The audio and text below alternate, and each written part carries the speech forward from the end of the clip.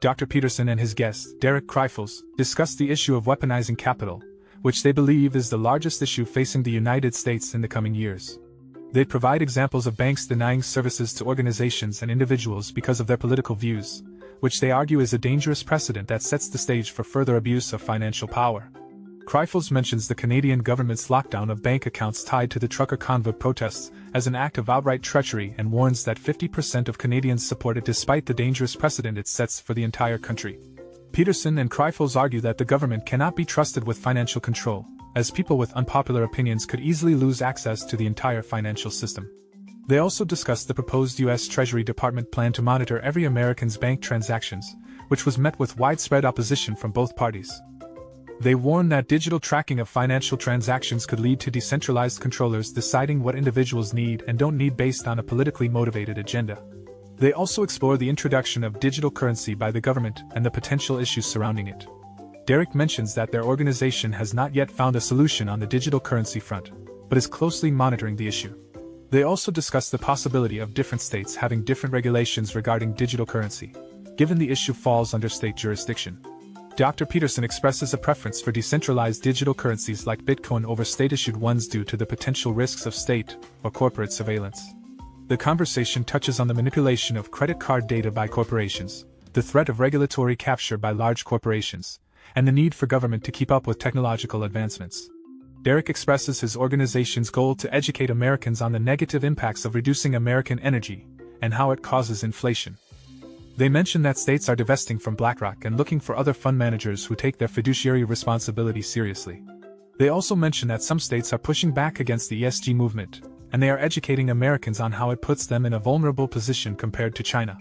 They discuss the importance of the free market in finding solutions for financial and environmental issues, and they give examples of companies like Strive Asset Management that are providing a market-based alternative grounded in fiduciary responsibility.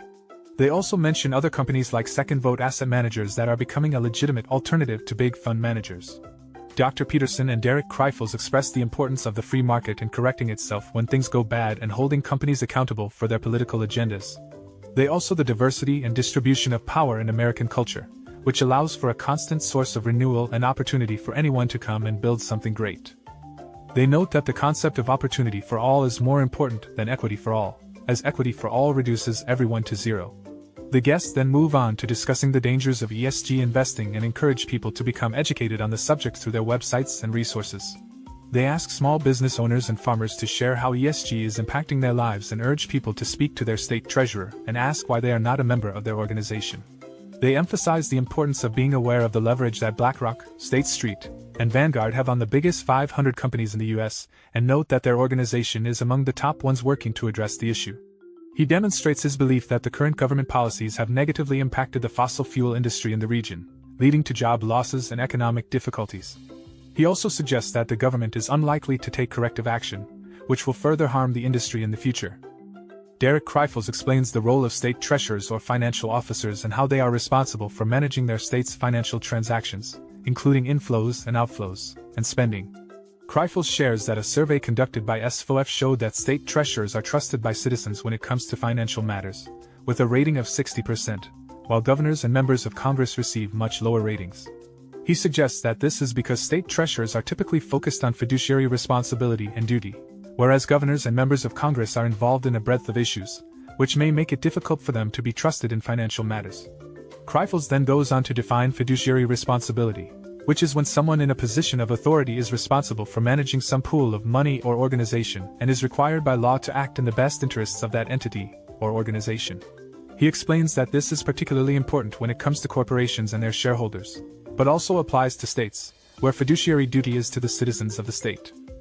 The discussion then shifts to the topic of ESG, which stands for environmental, social, and governance principles. Kreifels and Peterson discuss how the existence of ESG principles may conflict with fiduciary responsibility, as corporations and states may prioritize these principles over their financial duties to their shareholders or citizens, respectively. ESG investing has become a form of activism where public capital money is being used to advance a political agenda. This type of investing is not just limited to environmental causes but also covers social and governance issues. The social component of ESG focuses on issues such as abortion, Second Amendment rights, and even anti-Semitism. The governance aspect of ESG is about ensuring good governance, and not just racial quotas.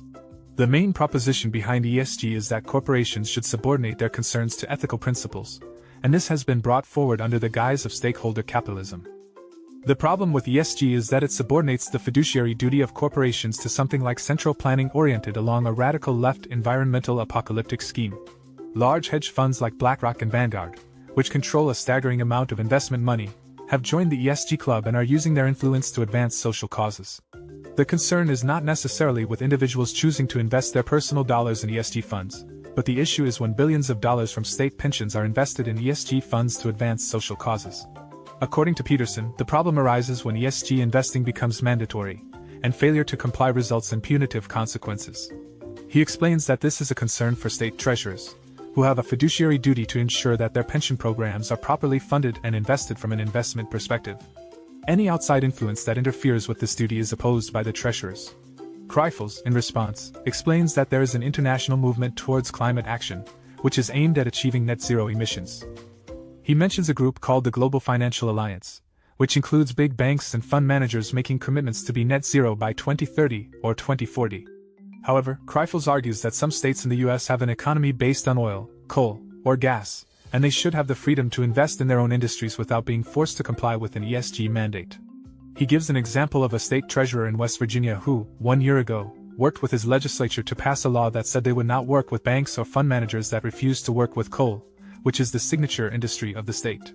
Kreifels refers to this as energy discrimination, where corporations are choosing to discriminate against the fossil fuel industry in their rush to go net zero. Peterson adds that the idea of achieving net zero carbon by 2030 is preposterous beyond comprehension and mentions that even the Biden administration has admitted it will take 240 years with optimistic projections before anything can be achieved. According to Dr. Peterson, the net zero slogan has led to unreliable power sources and higher costs of power. He argues that the push for net zero by environmentalists has resulted in countries like Germany relying heavily on coal as a backup for unreliable renewable energy sources. Additionally, Dr. Peterson claims that there is no evidence that Germany's move towards renewable energy has improved the environment.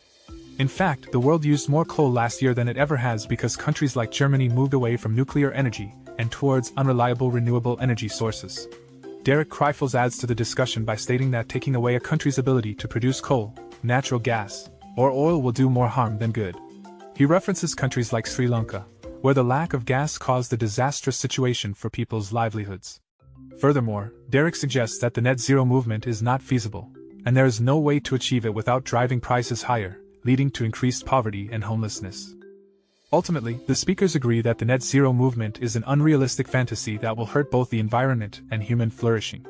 Kreifels explains that companies such as BlackRock and State Street are pushing for net zero emissions by a certain date, but are not disclosing to their investors that they are investing in Chinese companies which are some of the largest polluters in the world.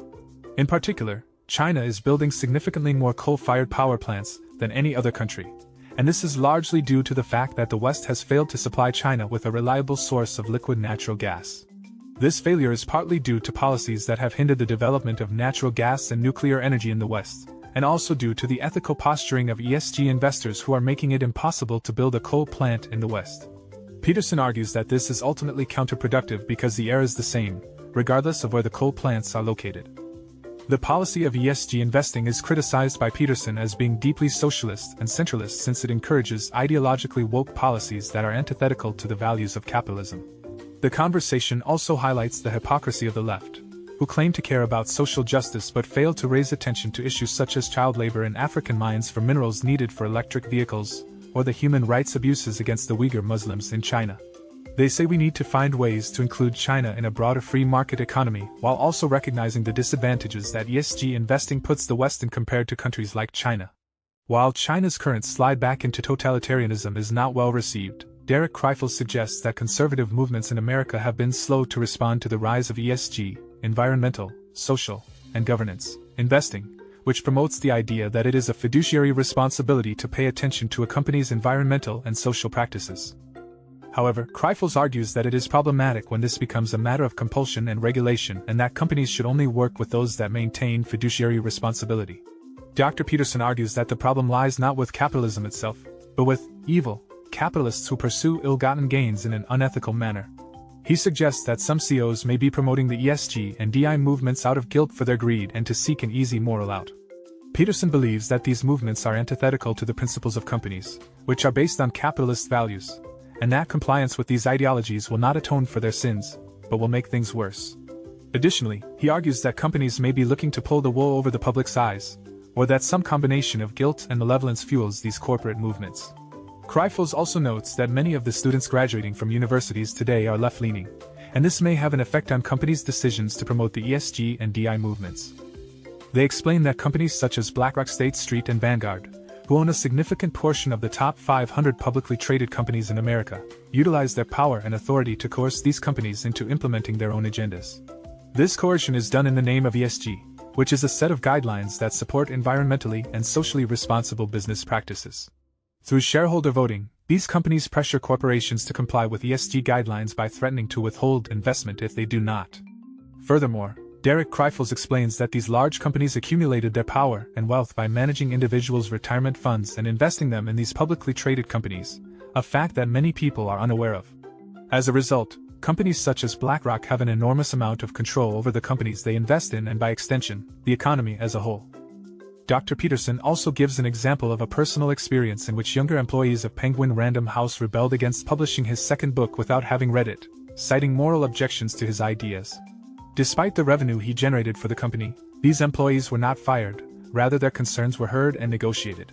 Dr. Peterson argues that this behavior displays a lack of conviction and moral principles on the part of the company, as they should have immediately fired the employees who called for censorship of a book they had not read. They then discuss the problem of ESG investing and how it affects individual investors, particularly in terms of their pension funds. BlackRock, Vanguard, and State Street are identified as the three major actors who have accrued the voting rights of individual investors and are wielding disproportionate influence to push forward the ESG agenda, often in a manner that runs contrary to the fiduciary interests of their investors. This means that individual investors may not have control over where their money is being invested and how it is being used. Kreifels emphasizes the importance of transparency and demands changes in contracts with companies like BlackRock to prevent them from voting on behalf of state pensions, as well as employing personnel in state offices to do that instead. They also discuss the danger of weaponizing money and how it has been used to silence certain voices or companies that do not align with the values of those in power.